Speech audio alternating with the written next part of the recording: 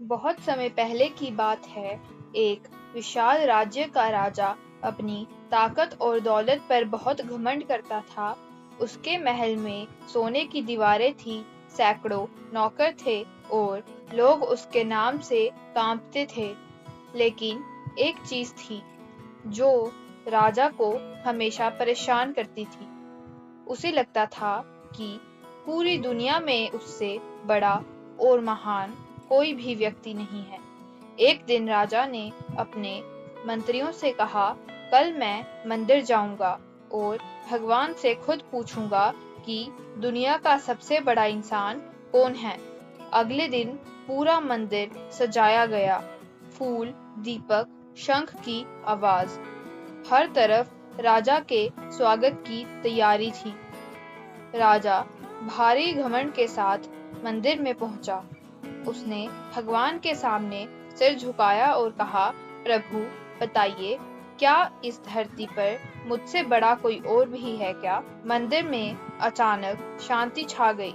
तभी भगवान की मूर्ति से एक आवाज आई, हाँ है। राजा चौंक गया। कौन? उसने गुस्से में पूछा।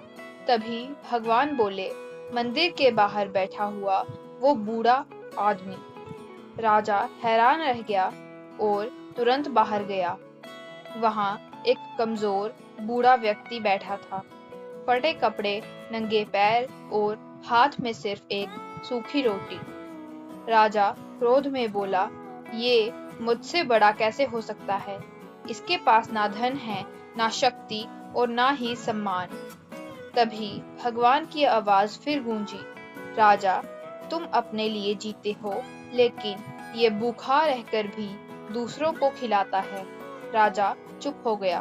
भगवान बोले, कल रात जब ये भूखा था तब भी इसने अपनी आधी रोटी एक अनजान बच्चे को दे दी थी। राजा धीरे धीरे उस भिखारी को देखने लगा।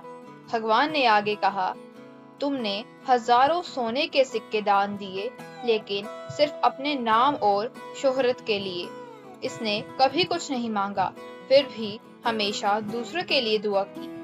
राजा की आंखों में आंसू आ गए और नजरें झुकने लगी। पहली बार उसे एहसास हुआ कि असली महानता ताकत या धन में नहीं है, बल्कि दिल की अच्छाई में होती है।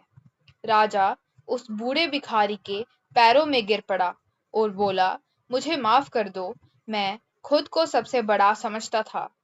भिखारी मुस्कुराया और बोला, बड़ा वो नहीं जिसके पास सबसे ज्यादा हो, बड़ा वो है जो सबसे ज्यादा बांट सके। उस दिन के बाद राजा बदल गया।